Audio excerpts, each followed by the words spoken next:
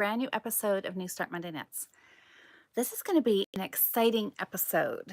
I do have to say, I'm just going to try to adjust things here. So we'll just wait for a couple of minutes while people are coming in live. There's always a few people that join us live. And while we're waiting, I will tell you kind of a brief overview of what we're going to talk about tonight. I will tell you the project that won in the Instagram poll today.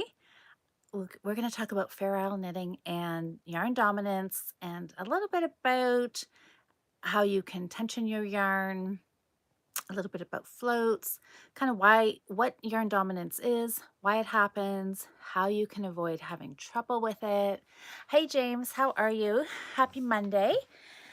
Then I can show you a little tiny start that I have on last week's New Start Monday yarn. Hi Anne and Karen. And was there Jennifer? Did you pop in here? Joanne. Hi, Joanne. And we'll talk a little bit about the wrap up of the sock knitting challenge that the Fibre Friends did this past weekend, because that was a whole lot of fun. Let's just get right into it. I want to try to keep it to an hour, and I've got lots to talk about tonight. Hey, Susanna, how are you? Oh, Jocelyn's on Patreon. Oh, yes, this is her night for her Patreon video. Well, that's fun. Okay, I posted both of these balls of yarn this morning on Instagram. They're Bernat Handicrafter, one of my favorite dishcloth yarns. These are both in my stash.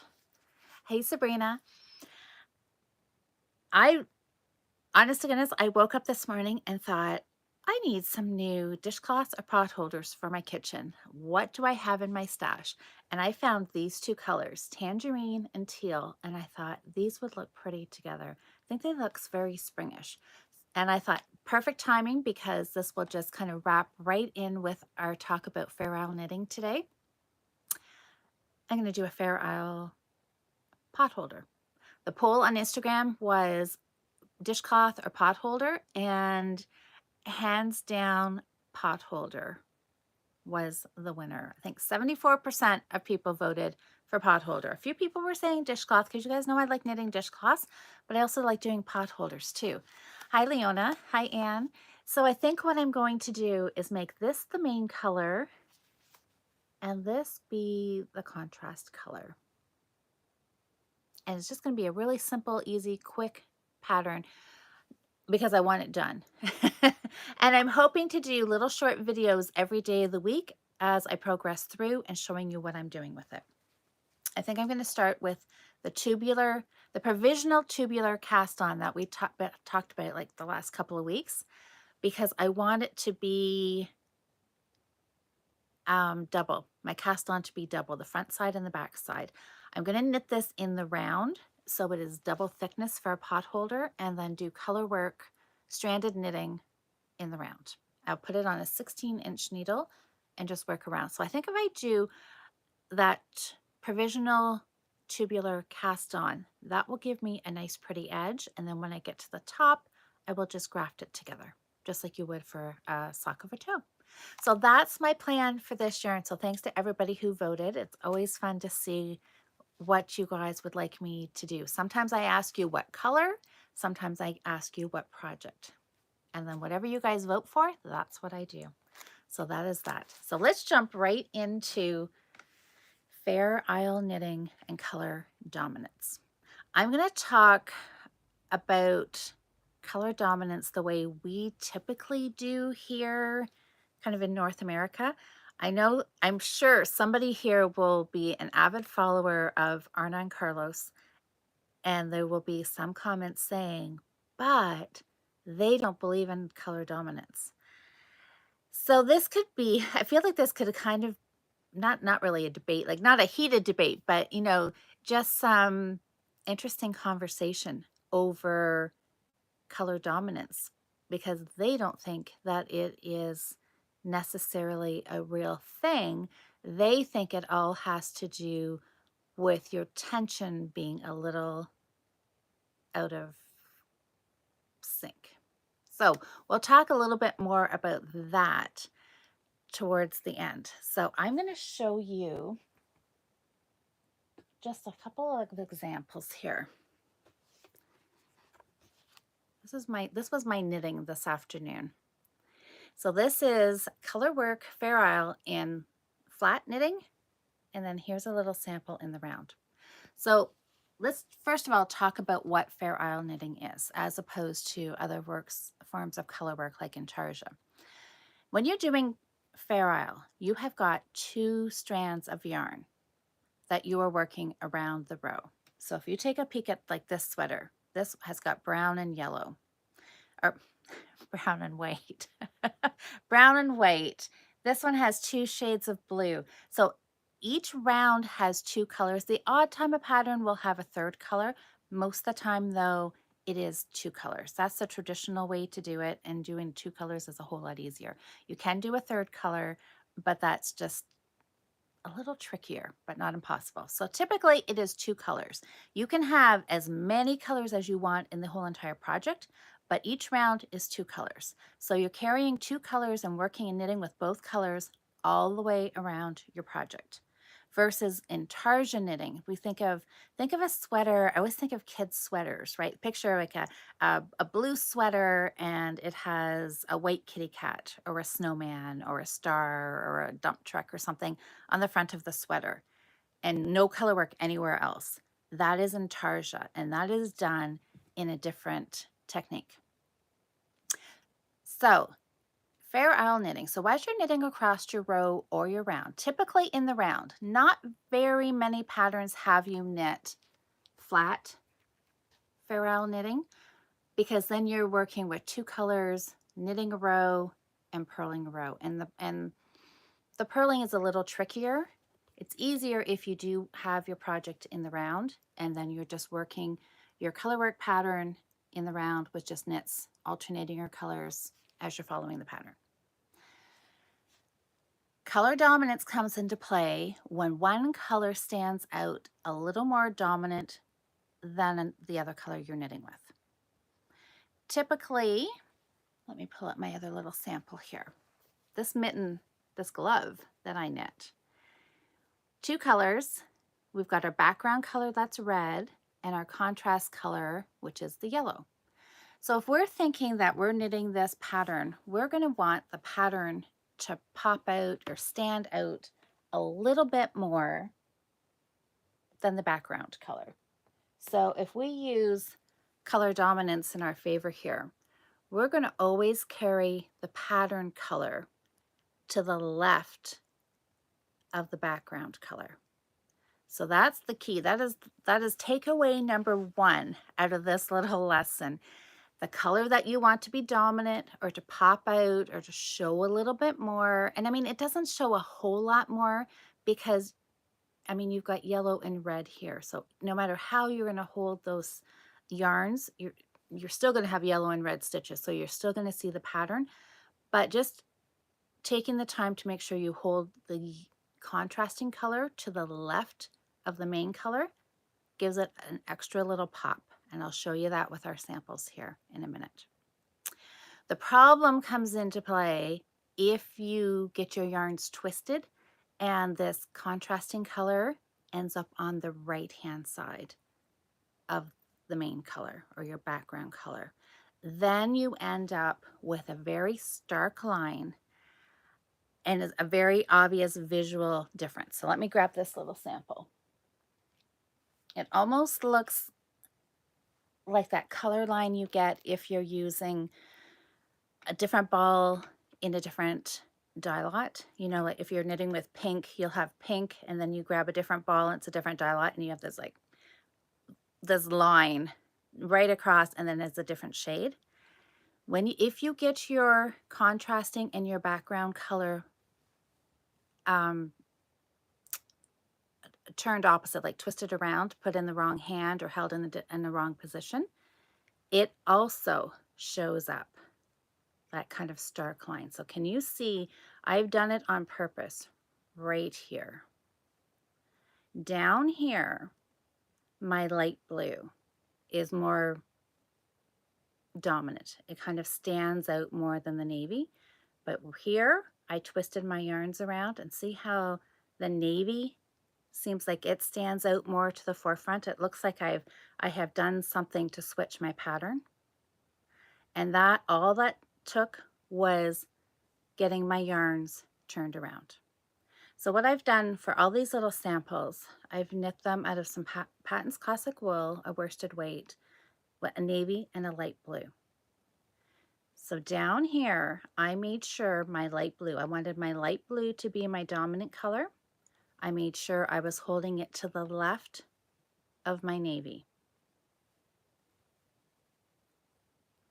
So all the way up to here, my light blue was held to be the dominant color. And then I just pretended I got mixed up and I switched it and I held the navy to the left. And I'm not sure, hopefully you can see that. In person, I can see it as soon as I look at it, my eye goes right there and I can see that navy seems to pop out a little bit more. And I think it truly does have to do with your tension, because when I look at these samples that are knit flat, I don't seem to be able to notice quite as much the color dominance. The bottom, I left the strand of yarn here so it would help identify which one is which. In this sample here, the navy was held to the left, so the navy should pop out a little bit more. This sample up top, the light blue was held to the left, so it should pop out a little more. But quite honestly, in my flat knitting, I don't notice as much like that real stark contrast difference. And I think it's because I knit looser when I knit flat. When I knit my Fair Isle in the round, I seem to knit a lot tighter. And if I switch my yarns around, it is noticeable. So that's the thing, that you want to remember whatever color you want to pop, or even if you don't really even care which color you want to be the dominant color, because really in this pattern here, it doesn't really matter as much as if, say, maybe you had a motif that you wanted to stand out a little bit more from your background color. But what you want to remember is however you start your project, you want to carry it through the whole entire way. So if you're ever afraid you're not going to remember which color is which, write it on your pattern, write it on a sticky note. You know, light blue is in your left hand, or it's carried to the left, or it's your navy.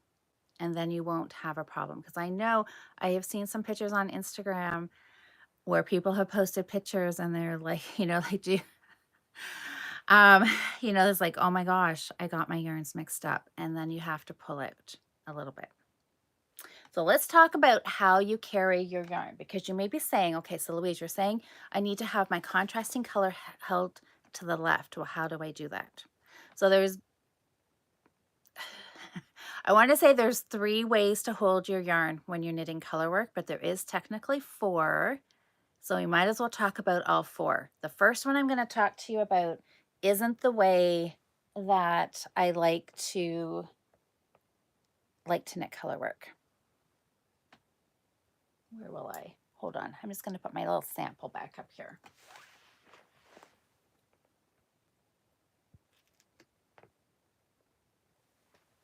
There. Okay. I'm going to grab a needle. So I have just cast on enough stitches to do a little sample here to go around a 16-inch needle. Again, I've got the same color of yarn just so we can keep things consistent here. I've got a light blue and I've got my navy. I have started working this sample with the light blue as my dominant color. It is to the left. The first way you can knit color work, and this is probably the way most people start because the other 3 ways probably seem a little daunting, is they let the yarns hang at the back of their work. So remember this, you're seeing this backwards. So I'll actually turn it so you can see you're letting your yarns hang. Your dominant color is hanging to the left. Your main color is hanging to the right. And as you work around, you're just going to pick up the yarn and knit a stitch, drop it, Pick up the next color as you come to it. And what this does, so I'm going to knit here. So I'm going to knit 2 navy stitches. I have my yarns hanging here, dominant colors on the left. I'm just going to knit a stitch, actually 2.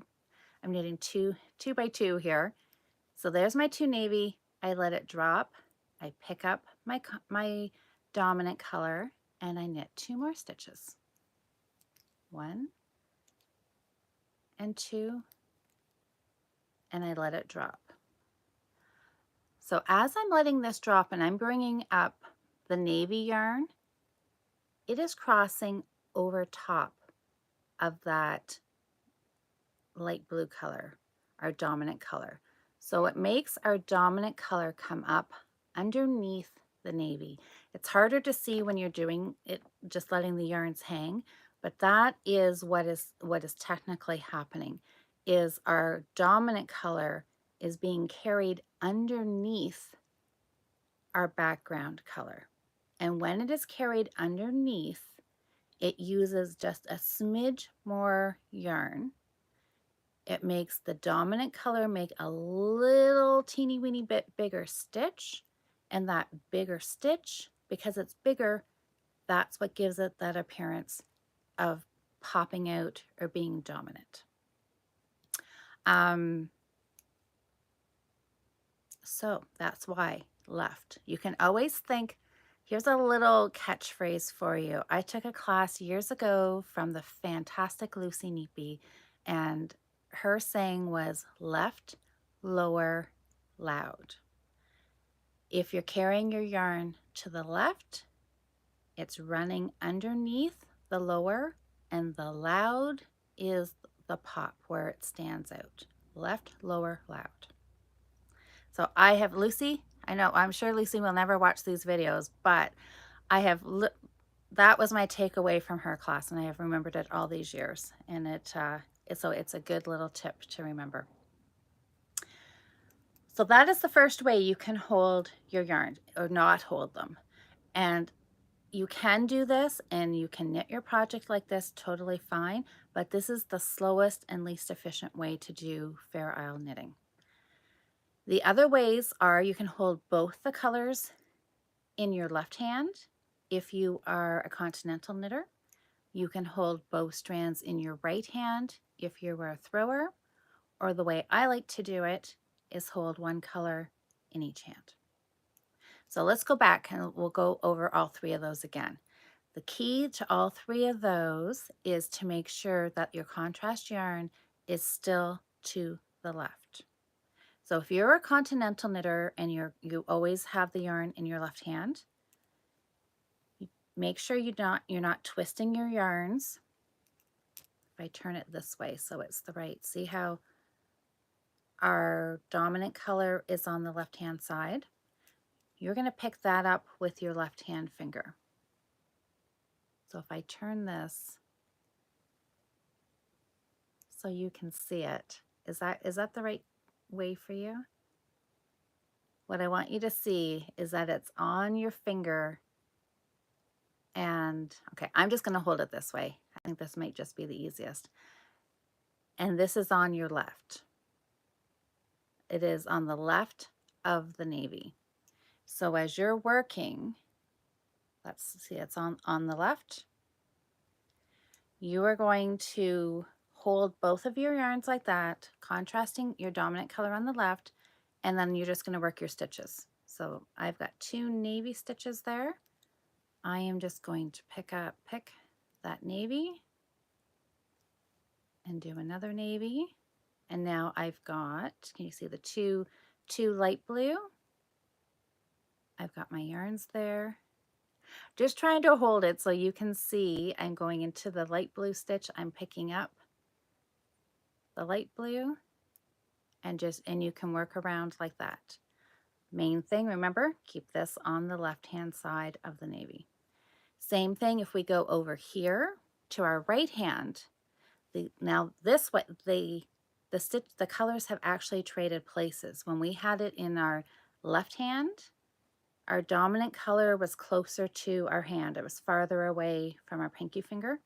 When we switch it to the right hand, our dominant color now is close to the pinky finger, but it is still to the left of our background color. That's what you need to have. So there again, you can hold your strands, both of them, over your right finger, making sure they don't twist. And then you just work your stitches as you come to them, just picking up the color that you need. Now I don't knit my color work with both strands on one finger, even though I'd like to try a project like that. And you can just work your way around. The way I like to do it is holding one color in each hand. So here I have my dominant color. So the way I'm looking at it, it is in my left hand. So I'll swing it around. So if you were looking at it, your dominant color would be in your left hand. And then there again, you just come around and you knit your colors. I've got 2 navies and you knit them, and then you knit continental with your left hand. It's a great way to practice continental. So however you want to carry your yarn is totally fine, but I do suggest trying to do it either carrying both in one finger or one strand in each hand. It's a lot quicker than picking up and dropping after each stitch. What happens when you have large floats? Okay, good question, Joanne. So large floats, you typically want to carry, so here, as I've been doing 2 and 2, you don't have to carry. If I had a pattern that was going to be, say, 7 stitches of my blue, let me quickly go over here. As a rule of thumb, probably 6, maybe 7 stitches is as far as as a big a number as you want to go to carry a float across, because otherwise your float, what a float is the strand across the back of your work. So what do I have here? 1, 2, 3, 4, 5, 6. I'll just knit 7. I'm just picking 7 as a number.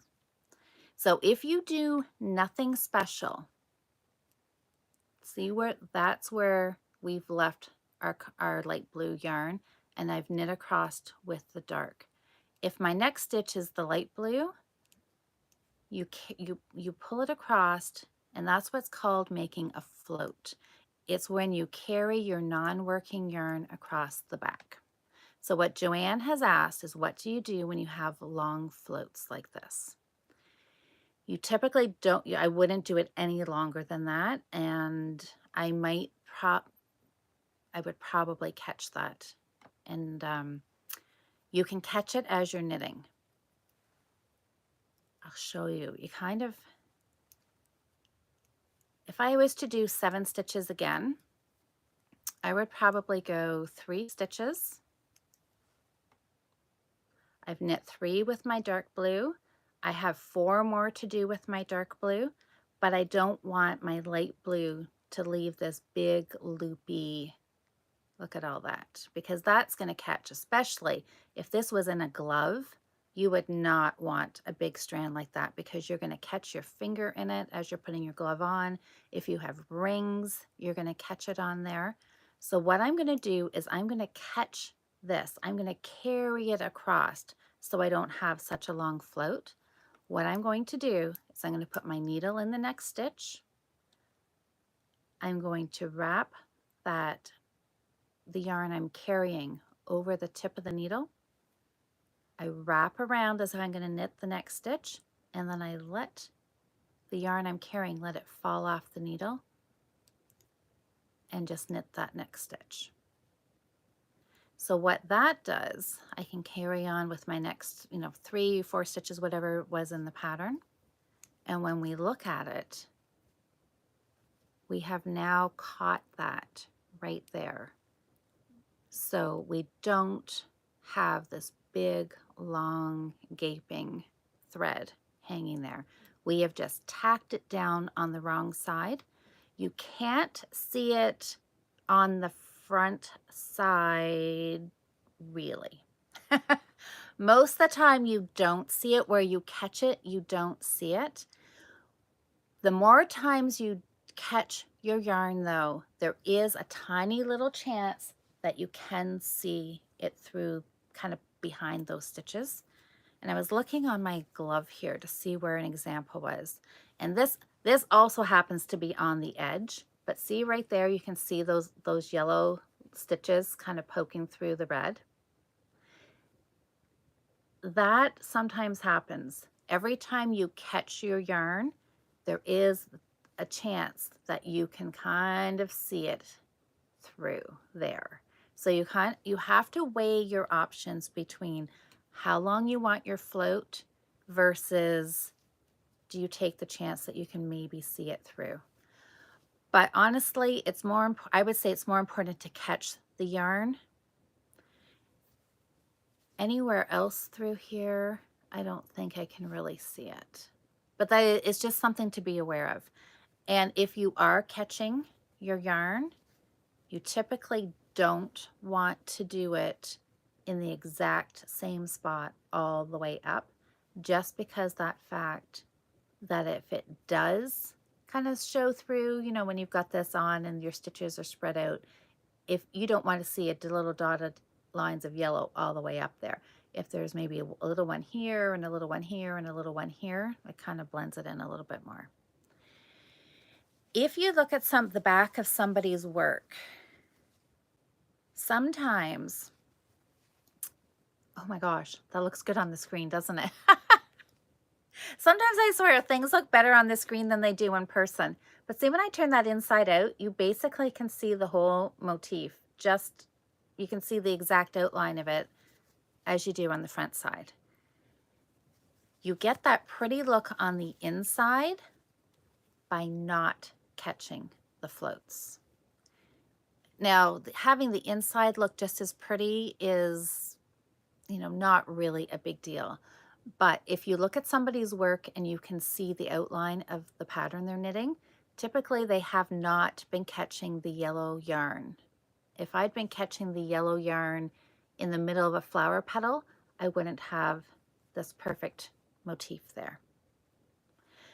So it's a little, once you've done it a little bit, you kind of get to know what your personal preference is, how long you like those floats.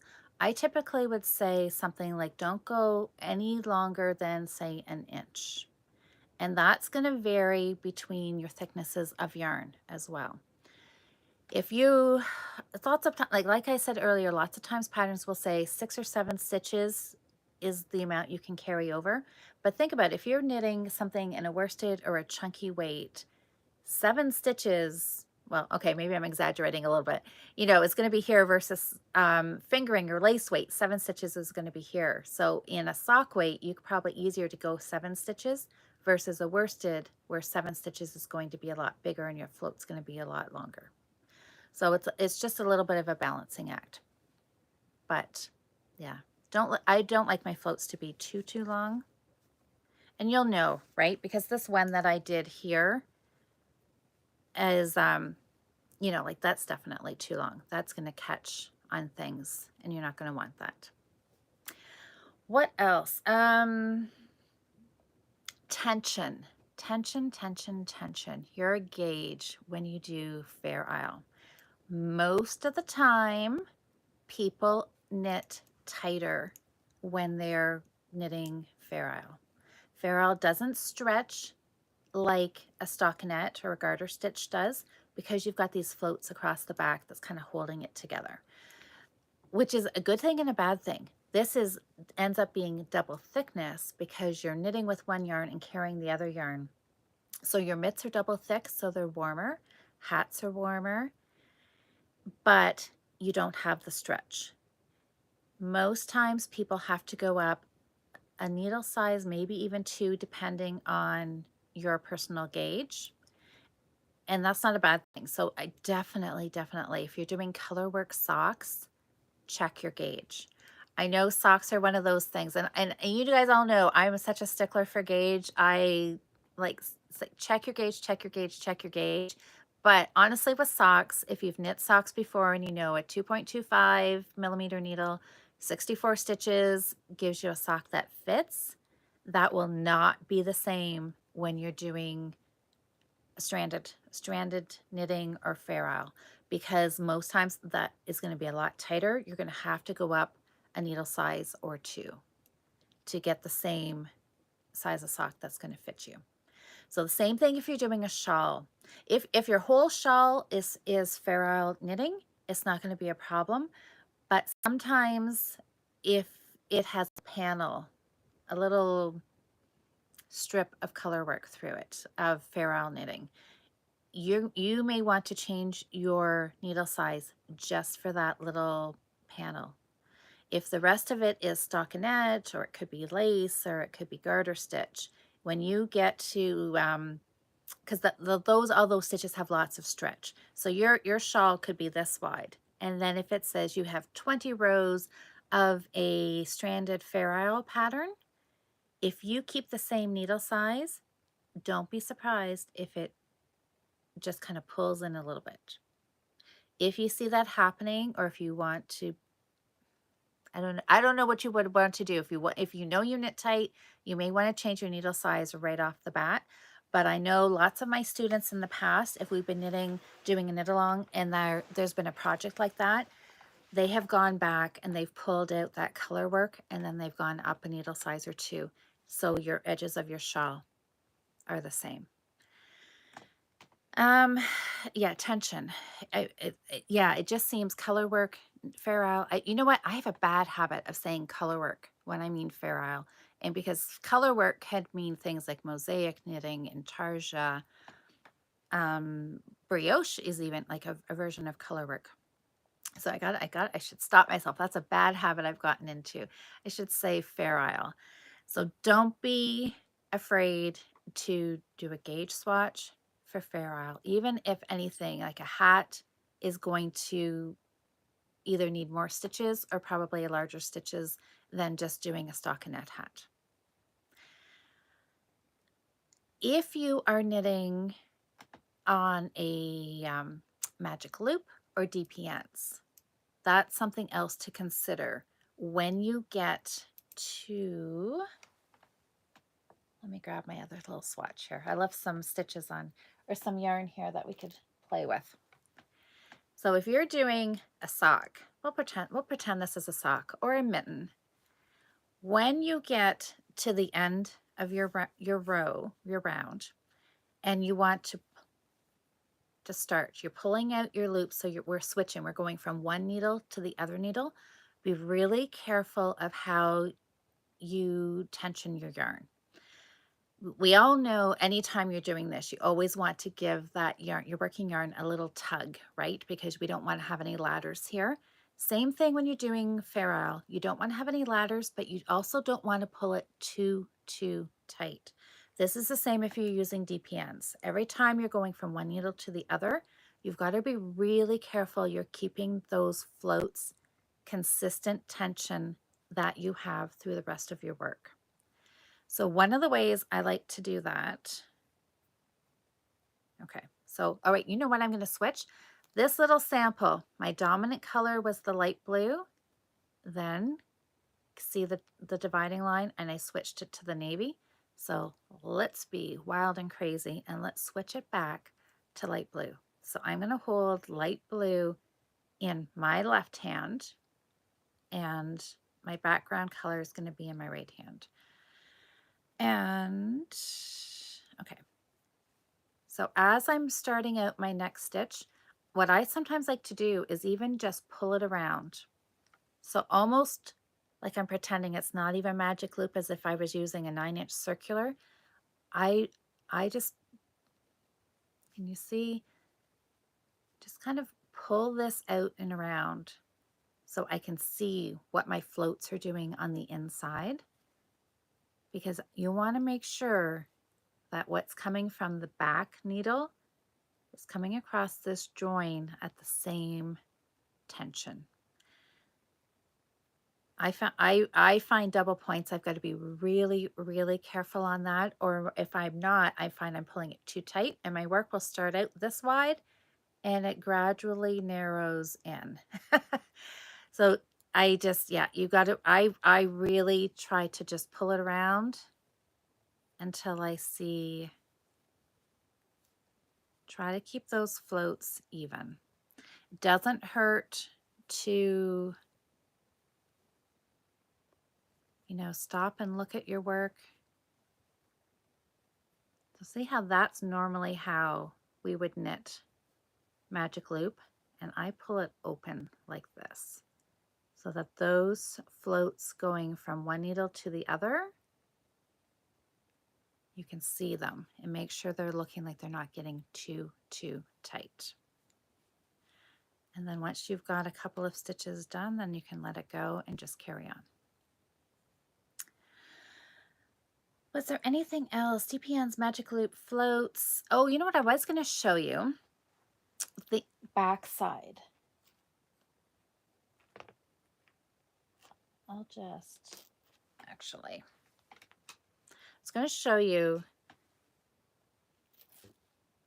I'll just turn it this way. I know if I talk when I'm not facing the camera, it's hard to hear. So I'll bring this around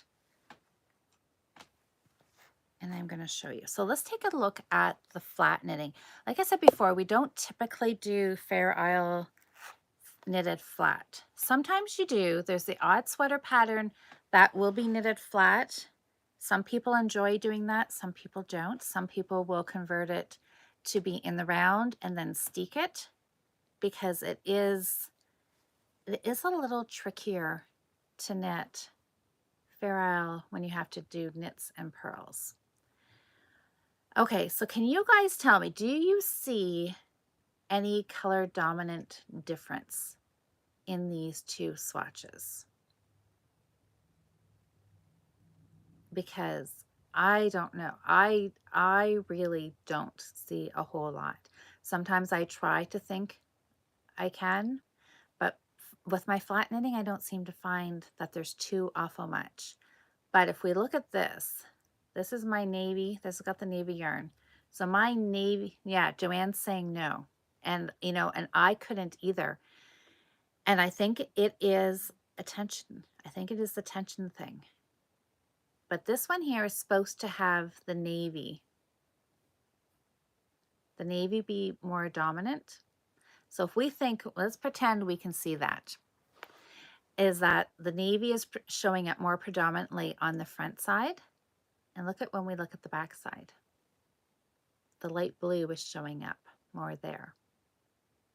So it's like the yarns are splitting. The dominant one's showing on the front side, and the one that is our background color is showing up more predominantly on the back, which is just kind of a cool little thing. So this one here, my light blue, so the light blue is showing up more dominantly, supposedly, because I held it to the left on the front, and on the back, it's like all those navy strands are more predominant, which I think is just kind of a fun little thing. Oh, hey, Sherry. Oh, you can on the other one. Okay, the light blue is just a little wider. Okay, so let's talk about what Arna and Carlos say. So if anybody follows them, or if you've had the, you know, been lucky enough to ever take a class from them, what they say in Norwegian knitting, there is no yarn dominance. And they said they had never heard of yarn dominance being a thing until they started coming to North America to teach classes, and people were like, whoa, wait a sec, you know, like, what about, well, you know, which hand do you carry the yarn in? And they're like, oh, it doesn't matter. And so I don't know why there seems to be a difference, but what they're saying is that when we are carrying yarn in one hand or trying to carry it in both hands, that either our knits or our purls or somewhere something is getting looser, which is making the stitch bigger, which is making it dominant. So I don't know. I mean, I think it is definitely, oh, Anne, you said you can see the difference? Okay. I can definitely see it on this one. As soon as I pick this up, I can, like, my eye goes right there. And it's just, you know, it is a subtle difference, but on one hand it's subtle, but as also it like sticks out like a sore thumb too, doesn't it?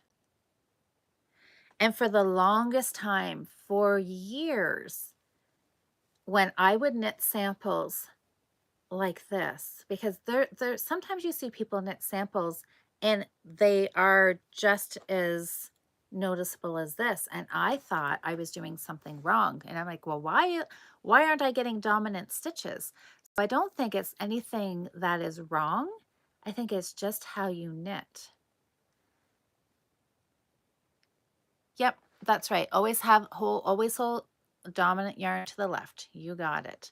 And which I did on both of these, but I think Arna and Carlos, I think there must be something to that, whether your tension makes that yarn when it's traveling underneath and making that stitch a little bit bigger. If your tension compensates for that and your stitches end up being the same size, then you're not going to get as much difference.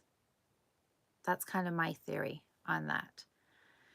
So the whole thing around yarn dominance, so like if your tension is fairly even and you're not getting a big difference, then it really doesn't matter that much. But a lot of people do seem to have something like this where it does show up. And it only shows up if you forget and you hold the yarn to the right instead of to the left of the other yarn. Then you get a little blip in your work like that.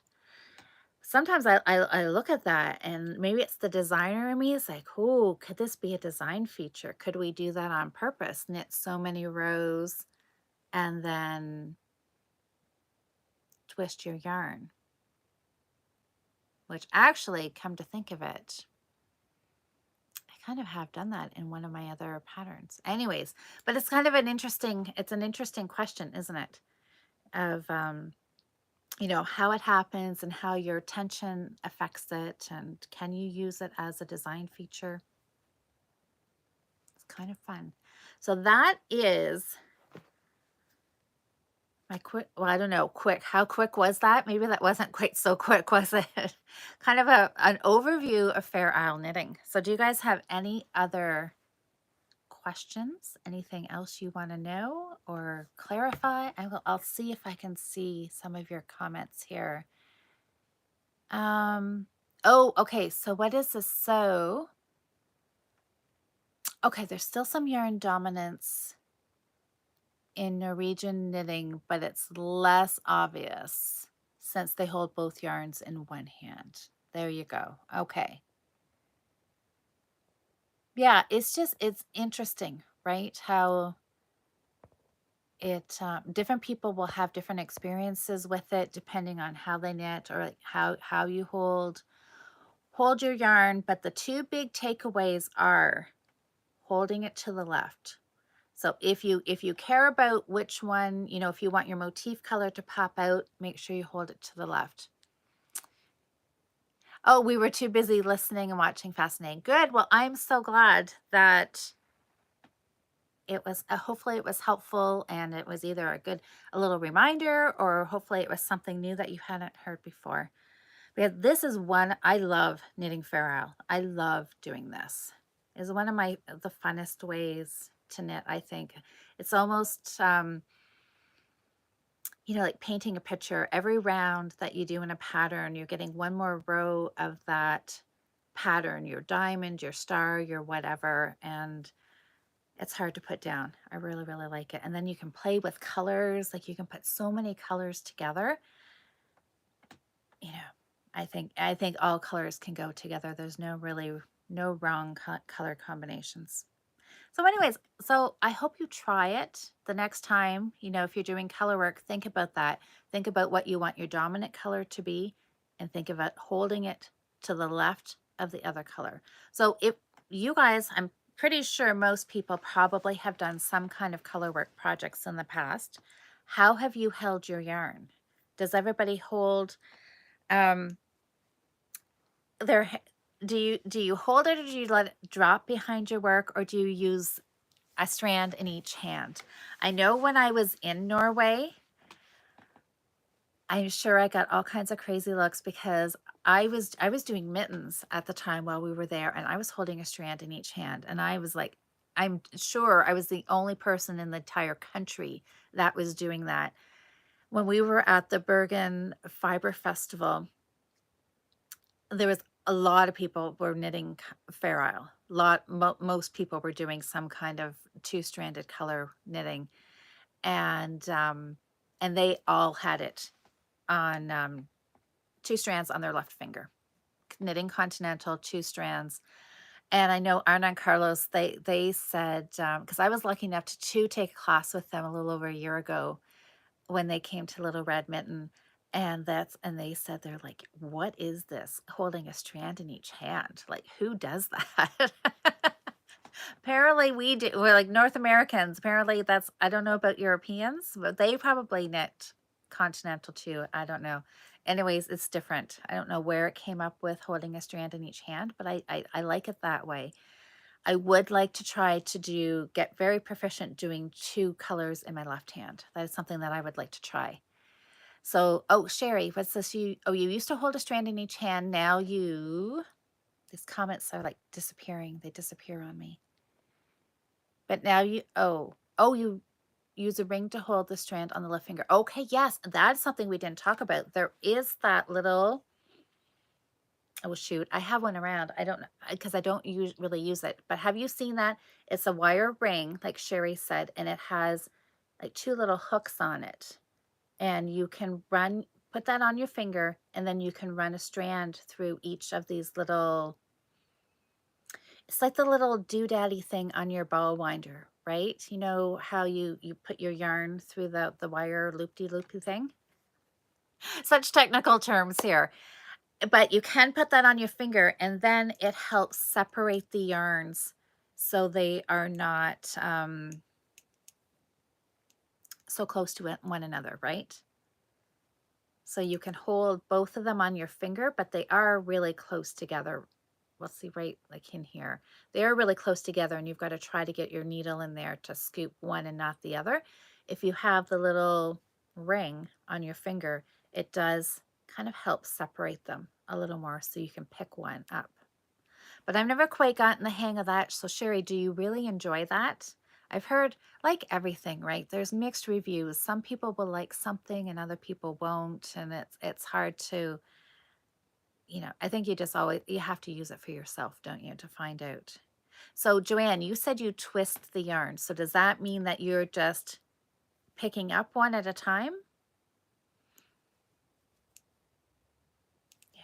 I mean, I think there's no right or wrong. Like, I don't want to ever tell well, I never tell anybody they're doing it wrong, but I will highly suggest if they are somebody who leaves them both and picks up one yarn and drops and one yarn, I like to very much encourage them to try and putting one strand on each hand.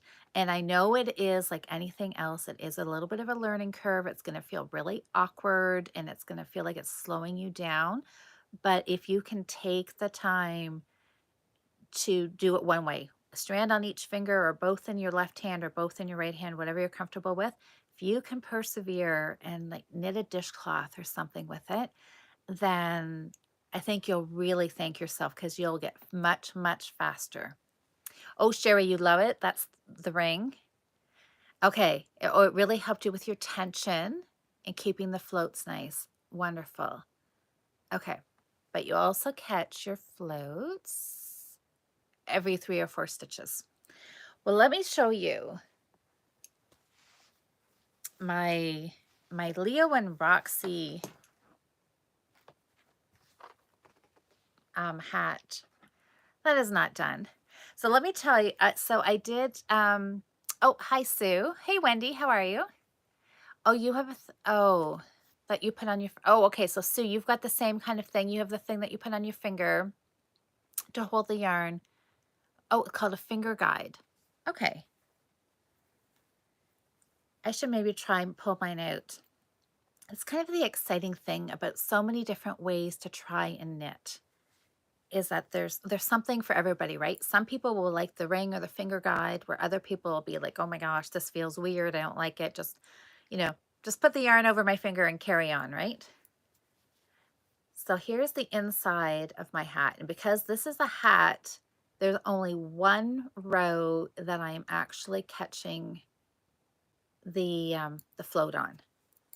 So there is, yes. And so you can see right here, my very first row here, I was trying to see if I could get away without catching it. And then I very quickly decided that no, those floats were too long. So then up here on subsequent rows, I've caught that halfway in between. But you'll, yeah, I prefer not to catch it if I don't have to, but if you do, you do, right?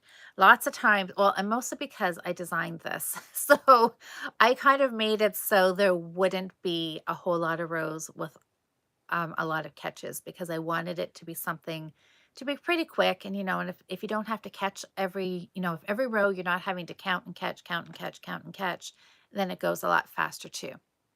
Okay. So I am so sorry. I need to look here. Oh my gosh, I'm not sure, but I'm just looking to see what your name is, and it starts Carella. I'm probably not even pronouncing that right. I'm so sorry. But anyways, you say that you catch yours every 5 to 7, and that's probably where I would be too. I mean, the more you catch them, like if you catch them every 3 stitches, you're going to make your work even more tighter by catching them that often. But that's, again, that can be a personal preference too, right? And if you don't have any trouble with the colors where you're catching, if it's not showing through and you like it, then you can do it. But you probably could go a little less often. So Sherry, what's this? Oh, you took what is that, Salish knitting class, and they catch, oh, what is this? The floats, a little different, and that's a little more stretch. You know what? I think I have heard about that. I remember reading or listening to somebody's podcast saying they had done that. That's interesting. That would be something I'd be looking at. Oh my gosh, it's oh my gosh. You're right. I forgot about that, Elena. I'm so sorry. That's right. I remember from last time that you were on here that is yes, a different name. And it's not the one that starts with O. See, I can't pronounce any of them. That's so funny. Poor Elena. I've given her a totally different name. Well, it is part of her middle name, isn't it? Lisa, color work. Oh, always on your list to try this year. Scares me a bit. You know what? Don't let it scare you. I mean, it's just knitting, and you'll get better the more you do it. It's practice. Like anything, it's just practice, right? Aaliyah, how are you? Stay relaxed while knitting. Oh, your color work. It helps with the tension. That's right. Yes. You don't like anything. Anything can get tight, right? Yeah. Just try it. You'll get better. You just got to do it. You just need and start with a dishcloth. I mean, I know it seems like a little bit of a fancy dishcloth, but it's a good way to do it, because if you're tight, if your floats are loose or whatever, it's not going to make a big difference, right? Yeah. I'm going to do, or you could do pot holder, because what I'm going to do for the pot holder is knit it in the round. Were you here when I was talking about my pot holder? So my yarns for this week. Hey, Kelly, how are you? Oh, okay. You totally embrace the long float. So, okay. So hold on for a sec, Kelly. I'll come back to your comment. So yeah. So what I'm going to do for my hot mat, never sure what to call them, is I'm going to knit it in the round. So I'm just going to use a 16-inch needle and knit it in the round. So all my floats are going to be in the inside. And so that would be a great way to do a first project. Just do something simple. Just even do what I did here. Just do little square pattern. 2 stitches, 2 rows, 2 stitches wide, 2 rows high, and just practice knitting a color in each hand or 2 stitches on both yarns on one finger. Then you don't even have to worry about catching, because I would say for your first project, pick something that you don't have to worry about catching floats. Worry about those on your next project once you've got the hand rhythm down and you've got your tension and you feel confident, then worry about catching floats. And then this way, doing the pot holder in the round, everything's all inside. It's a pot holder, use it. Even if it has a few mistakes, if it's a little tight, a little loose, whatever, just put it in your kitchen and be super proud that you made it, and carry on with something else for your next project. Okay, so Kelly, if a sweater for yourself, I totally embrace a long float. Yes. Yes, and if it's going on your hand, then 5 is your limit. Exactly. Because because then you don't want you to get your fingers or your, heaven forbid, your rings getting caught on those floats. It's really annoying. But yeah, I totally agree. Go a little longer on a sweater. Oh, James, you might finish weaving the sweater tonight. That's awesome. You've been working on that for a few weeks. That's fantastic. Called No Finger. Oh, what is this called? No Finger Burns Hot Pad. Oh, that sounds okay. I like the sound of that. No finger burns. That's the whole purpose of this, right? Oh, Lisa, so if you were doing, yes. Okay, so if you were doing it in the round, do you steek that? So Lisa, what are you, so my pot holder, is that what you're saying? Do I steek? No, I'm just going to leave it totally in the round. So it is super thick. It'll be double thick. And then, okay, this is a really bad example because it's really skinny, but it'll look just like that. So I'll be knitting in the round and I will leave it double thick like this. And I am going to do the provisional tubular cast on. We talked about that a couple of weeks ago to cast on. So it's going to give me a double thickness, right? You cast on with provisional yarn, then you knit at least 4 rows. Then you take out your waste yarn and slip it on a needle. So I'll be able to put it on a circular needle at that point, and then I'll be able to knit in the round, and I'll just have the bottom will be closed. It's just like you can do that for a sock toe up sock. And then I will come up here and then I will just Kitchener stitch this closed. So hopefully they will match. The other way I would do it, the way I've always done it in the past when I've done this, is just do a long tail cast on, join it in the round, and then knit it as a tube. And then at the end, I just come in and I just whip stitch it closed on both ends. And then it's really nice and cushy. So then you can use it to pull something out of the oven and you're not going to burn your fingers, right? Or you can just use it as a hot mat on your table to put your casserole dish on or whatever. And but yeah, if you do it double thickness, I've done a few of them in the past like this, knitting them in the round. You can get super fancy if you want to, and if you want to mark your edges, you could put a purl stitch, so you've got more of like a fold line, so it lies nice and flat with a nice defined edge stitch on either side, but you don't have to do that. So that's my project. That's my new Start Monday project with these 2 colors. So come back next week and I'll show you that. So I should wrap up here. Oh, I'm going to go over an hour again, aren't I? My last week's New Start yarn. Let me show you that quick. I didn't get too much done on that because last week was the end of March, and Jocelyn from Northern Knits Podcast and I, we did our live podcast Thursday night, and I think she and I were both rushing to finish up all of our projects for March. We're doing a podcast every month live with our whips. And I finished up this sweater. All it needed was the band. I got the band on it and I knit a sock. So I worked on that instead of my lace shawl. I got a little sidetracked. But this is what I did. This was the yarn Amber dyed for me. Louise's Lemonade. pinks and yellows. Isn't that pretty? It's going to be a lace shawl. This was my question, my Instagram poll last week. Lace or slip stitch? Everybody, well, it was closer than this week's, but lace definitely won out. And I have a real love of double yarn overs. So I was just really just swatching and playing around with the yarn overs, but it's so pretty to knit with. It is so, so soft. I mean, it's an acrylic yarn.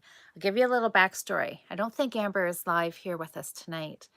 I'm sure she won't mind me telling you a little bit about this. She had a family member who could not dye or can't wear wool. And she really, I think she wanted to knit. I think she is a knitter and was looking for like pretty hand dyed yarns that were not made, had no wool content. And I don't even know if they exist. I mean, pretty much every hand dyer I know uses a wool base of some sort. So Amber, being the lovely person she is, she sourced some white sock weight yarn. This is an acrylic and nylon, and she dyed some pretty colorways. I'm not sure if it was her sister-in-law or cousin, somebody. And she also dyed 3 colorways, one for myself, one for Caroline, and one for Adrian. So this has been sitting in my stash for a couple of years. It has done its job of beautifying my stash. And last week I saw it and I thought, you know what? It is time to knit it. This is going to be a beautiful spring, summer lace shawl. So hopefully I will have a little bit more time to actually get the pattern started. The other thing I was going to quickly talk about before we wrap up tonight, I have a finished pair of socks. So one of these, I can't remember which one I knit when. They don't quite match, but that's okay. One of these I knit last week. This was my March whip challenge with Jocelyn, which I was happy to say I got finished. Kind of at the last minute, but you know, if it wasn't for last minute, nothing would get done, right? I kind of live by that. This was my sock challenge sock. This past weekend, the Fibre Friends, Cheryl and I, hosted a sock knitting challenge over the Easter weekend. Friday, Saturday, Sunday, and it was so much fun. We will definitely be doing it again. It was so much fun. So if you didn't get in on it this time, I'm not sure when we'll do it again, maybe in the fall. And it was just, everybody was to pick a personal challenge for themselves. And mine was to get a sock done. I wanted to see if I could get it done in a day. Oh my gosh, who am I kidding? I got it done in the weekend. I got it done in 3 days. Now, mind you, I did not knit. There was not one whole day out of the weekend that I sat and knit all day. I thought I would sit and knit for, 18 hours or something straight and see if I could get a sock done. Well, that just, life happened and I didn't get that done. But I did it in 3 days, and this is still the fastest I have ever knit a sock. Usually it takes me a week. So to get a sock cast on and Kitchener stitched in 3 days, I'm ecstatic. The only downside to it is now that I know I can do it, I'll have no excuse to have unfinished socks on my needles again, knowing now that I can easily do it in a 3-day weekend. But anyway, the weekend was so fun. I spent a lot of time in the Fibre Friends Facebook group and on Instagram seeing so many pictures. I had asked everybody to post lots of pictures of their progress and, cheer everybody on. And everybody did that. Our Fibre Friends community is absolutely fantastic. Everybody was cheering everybody on, congratulating everybody. There was a couple people who were maybe a little disappointed that they didn't meet their challenge, and everybody was telling them, that don't worry about it. What you did was fantastic and wonderful, and it's a win-win, right? And we spent the whole weekend knitting socks. Whether you got your sock or your pair done or whatever, you still got a lot more sock knitting done than you probably did the weekend before. So it was absolutely fantastic.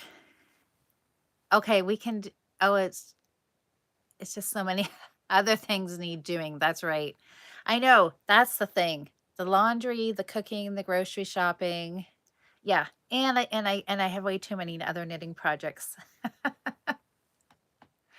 But anyways, the sock knitting challenge weekend was absolutely fantastic. I already have some other ideas of other challenges we could do. If you're new to watching me or to the Fibre Friends, we did.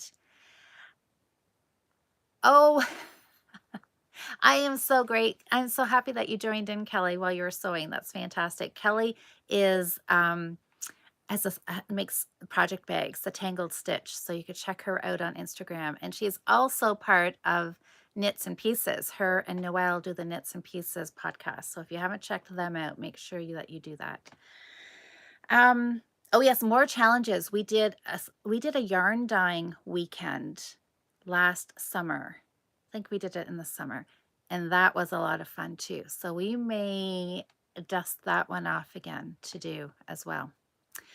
Anyways, everybody, that is it. I'm a little bit over my hour that I wanted to keep it to because I know it's getting late for some people, but thank you so much for joining me. This is always fun. I am so happy that I decided to start doing these lives, which seems like forever ago. I think it was back in January. It's so much fun to have you guys to chat with than just sitting here and recording. So I hope you guys try the Fair Isle knitting, or next time you see a project, if you have never tried it, don't be intimidated. And I will maybe just write up my, a little pattern of what I've done for my pot holder for next week. And if anybody wants to try it, I will put it up on Ravelry, and it can be there if you want to give it a whirl. So have a fantastic week, everybody. And I will be back. I'll be back here next Monday night. Oh, and you know what I think we'll talk about next Monday night is knitting backwards. That won't be as big of there won't be quite as much to talk about that. Maybe we'll throw in a new cast on as well. I am so glad that you made it too, Sue. That was fantastic. Good night, everybody. So next week, let's talk about knitting backwards, and maybe we will try the Turkish cast on. Somebody mentioned Turkish cast on for toe-up socks, so maybe we will talk about those two things. Anyways, have a fantastic week, everybody. And if you're a member of the Fibre Friends, I will see you guys Friday night. And otherwise, I will see you back here Monday night. Happy knitting, everybody.